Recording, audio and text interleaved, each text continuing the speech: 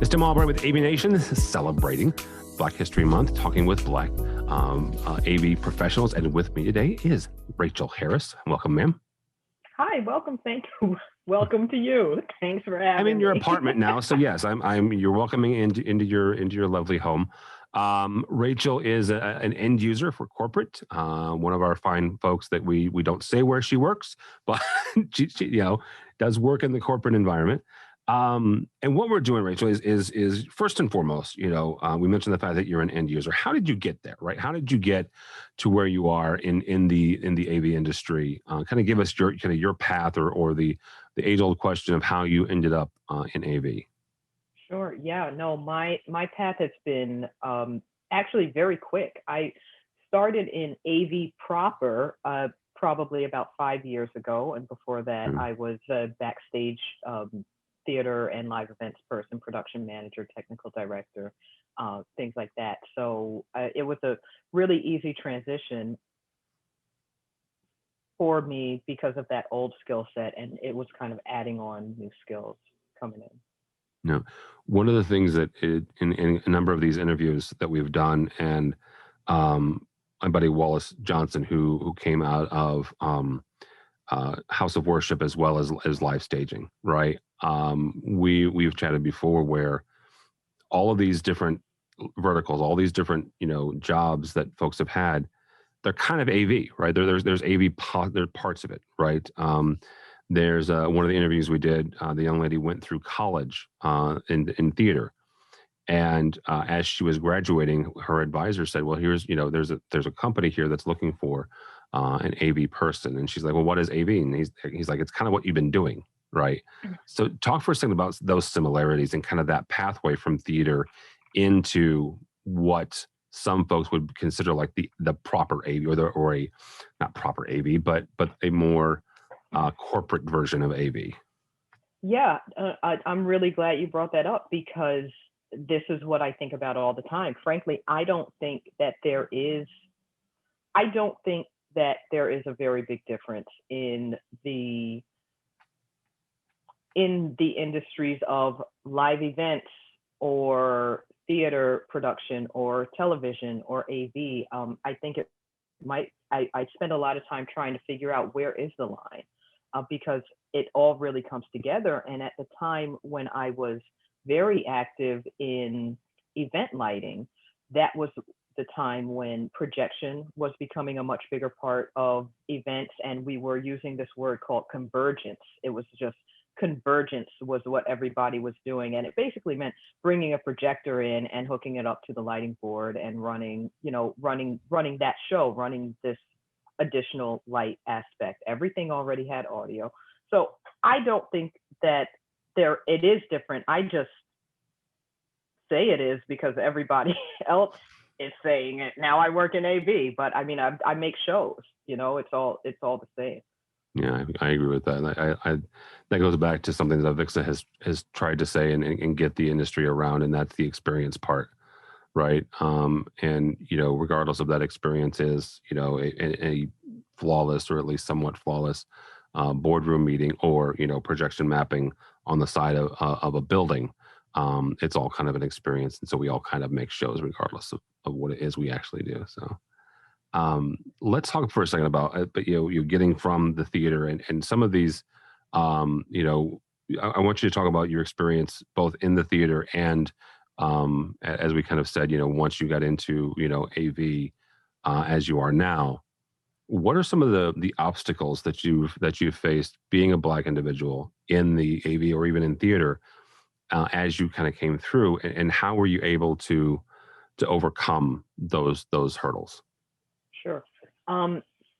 So throughout my career, there have definitely been experiences that were racially oriented, and you don't always know when they are, you don't always know what's happening. But let me just say, early in my life, early in my career, there were some very, very blatant, I have dealt with some very blatant racism and dealt with it. I was young and really just trying to live my life. And my life was doing the jobs that I was doing. I do work that is fulfilling to me, that the work is what brings me to work. You know what I mean? And so different things going on around it. I really try not to get me down, you know, because I really am showing up for the work, and that's what the reward is.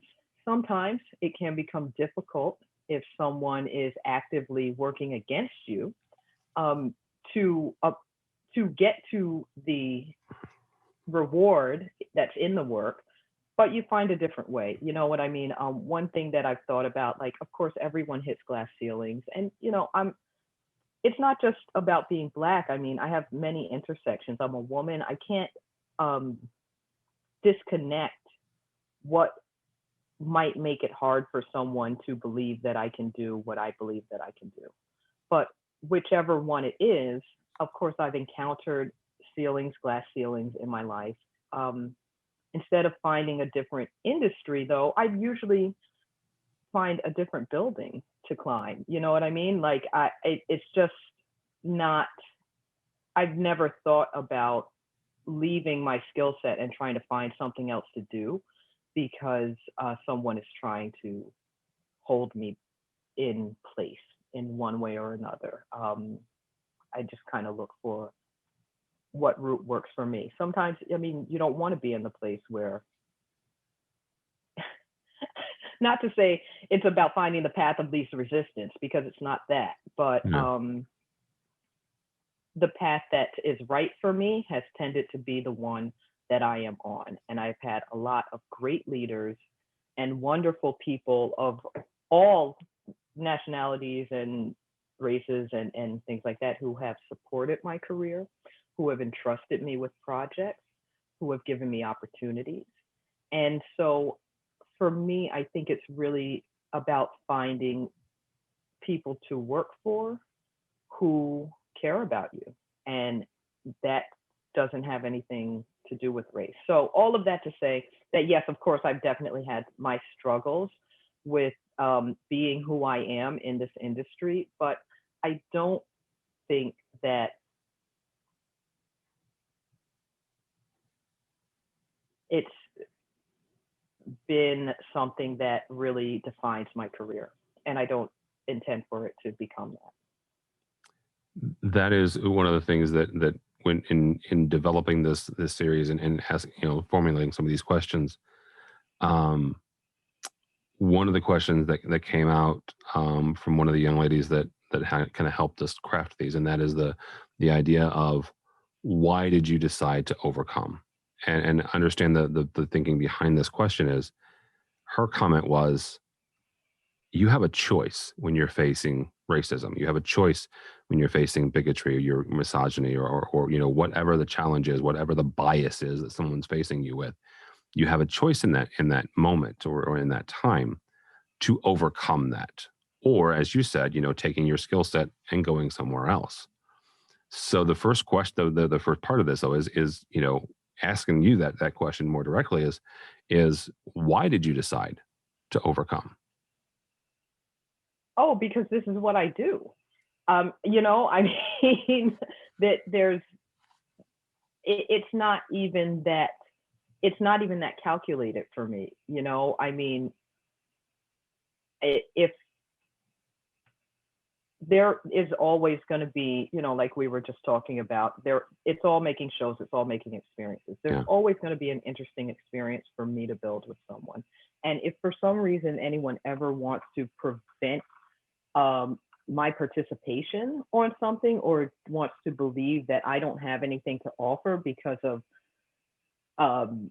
external, you know, physical presentation in some way, for the most part, for the most part, I mean, it's their loss. You know, if anyone doesn't want to work with me for whatever reason, having nothing to do with my skill set or, you know, what I can really do for the project, then I'm not going to bang my head up against that rock over and over and over, because they're hurting themselves in the long run. And like I said, my entire career has been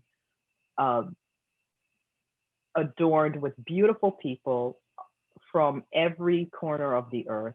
And we've been able to work together and create a lot of really beautiful things. And so those are the environments that I want to be in. And I think that you find out very quickly if you're in an environment that is not welcoming. And while it's important to have pioneers and trailblazers and people who break glass ceilings and all kinds of things like that. I think I'm living in a time where some of that has already been done, and there really is space for, there's space for everyone. I have not been at a blatantly racist AV company in the last 5 years, so I don't know if things are changing or if people just really like me and they just want to work with me and look beyond everything or what it is. But overall, I've had a good experience, and the allies who you meet along the way are the people who help you to overcome when it's time to do that. So that is one thing I really should mention, is that I've said a couple times, I've worked with all kinds of different people, but really none of us do our career on our own. And there are a lot of people who might fit the default and think that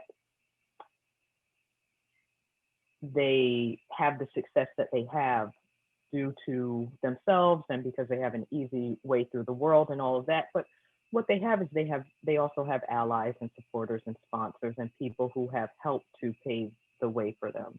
And so I've been lucky that I have had lots of people like that in my career as well. So yeah, so that's what matters, no matter who you are. And everyone really deserves to have that kind of leadership, and it's a blessing to be able to have that kind of leadership. Absolutely. There are two thoughts. There is that no man is an island, and there is no such thing as a self-made man or woman. We are all dependent on each other, and it doesn't really matter where you are or how you got there. You got there by others around you, because you've had help, even though you may not recognize it or acknowledge it. And that's a whole nother conversation in general. So, well, it's this conversation, though. Yeah. I'm sorry. It's this conversation because that's the privilege conversation that is going on in the country right now, Yeah. and to be able to have supporters and sponsors and mentors and take it very lightly and think that it's free or not to be grateful for it is definitely a privilege that people who think that they haven't had supporters but are somehow successful should take a moment and think about that and think about, how do I pay this forward? Because I think that that's important, just as a person, as a leader, as a human, to be a part of growing the next generation of leaders. Yeah, absolutely. Speaking of that for a second, take a moment and talk to 18-year-old Rachael Harris, talk to 19, 20-year-old. What advice would you say as they're getting into the industry, as they're getting into technology and this space? Granted, this is 2020, and yes, things have improved, but they are nowhere near perfect, right? And you and I can think of the last 12 months when it comes to race relations, at least in the U.S. and there is healing to be done. There's work to be done there. What advice would you give yourself as you were entering into this space in this time? In this time, well, I'm sorry. My reaction is to talk about actual 22-year-old Rachael, because she's the one who did the overcoming. And 22-year-old Rachael was working in my first job, during or out of college, was in a lighting shop. And you won't find this on LinkedIn. You guys are not going to know who this was, but talk about, like, that's where the blatant racism was. I came into that job college educated, unwelcome, brought in by a manager who the people didn't like, and I was the only Black person working there, and I was a woman. And this is like, you know, a lighting shop is a little bit different culturally than most corporate AV offices. It's a shop, you know, it's a shop. We load trucks and we clean up dirty things and we climb truss. And I mean, I love that work. I love it. And I'll always love it. But the political process of trying to work there and coming in as a manager was very, very lonely and very, very negative. And I mean, just very blatantly, no one was hiding what it was about. And I went there every day and, you know, did my work and did the best that I could. And again, had the support of a very caring leader who was trying to create change there. So, you know, all that stuff I was talking about, the ceiling breakers and the trailblazers, like 22-year-old Rachael did that. And so if I said anything to her, it would be, I'm proud of you and I appreciate you for what you did. And I'm glad that you brought that up, because I don't think that I've ever taken that moment to reflect with her like that. So I know what I'll be doing in my meditation later. I don't do that, yeah. So that's that. So, but for the people who are coming in now, for the youths who are coming in now, I mean, I really think that the advice is just know your craft, you know, know the details of what you're doing, and also look at one of the things that has allowed my career to come to where it is by just actively looking at the people on the next level and thinking, what are you doing that I'm not doing yet? And how do I make that bridge? You know what I mean? I'm an ambitious person and I like to move to the next step and the next step and the next step. And so I'm always looking for that, like, what do I need to add to my education? What do I need to add to my experience? What tools do I need that like master electricians have and I don't have? And that's what makes the difference between who we are. So those would be my advices to anybody. And I'm sorry, in terms of what we're talking about, in terms of dealing with like race in the workplace, right now, really, I say just be yourself and be proud of who you are and be comfortable to bring yourself and your culture and your creativity to work as it is inside of you. And if you find out that somebody doesn't want it that way, then you've got to figure out what to do by yourself. But, you know, either you can push it or you can, you know, find somebody who does want what you bring that makes you comfortable. Very good. As we wrap up here, look back on your career. You're retiring, however many years from now that is. What do you want your biggest impact to be? Yeah, I think that if I can be a part of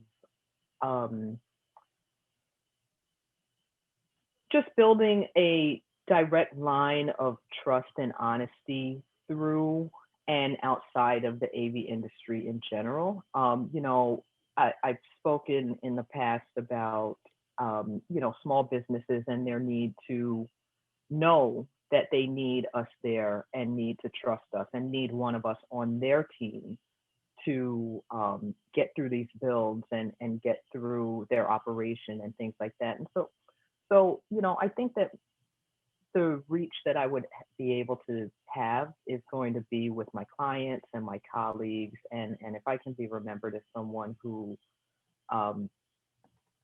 you know, was honest and brought a trustworthy point of view to AV and help people understand what exactly we were doing and how we add value, then that I would be very, very happy with that.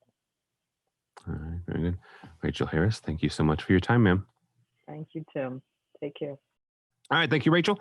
For us, for AVNation, go by our website, avnation.tv. That's avnation.tv. You'll find this program and a host of others, including our 2 weeklies, AV Week and Resi Week, looks at the residential side and the commercial side of the AV industry. All that and more at avnation.tv. That's avnation.tv.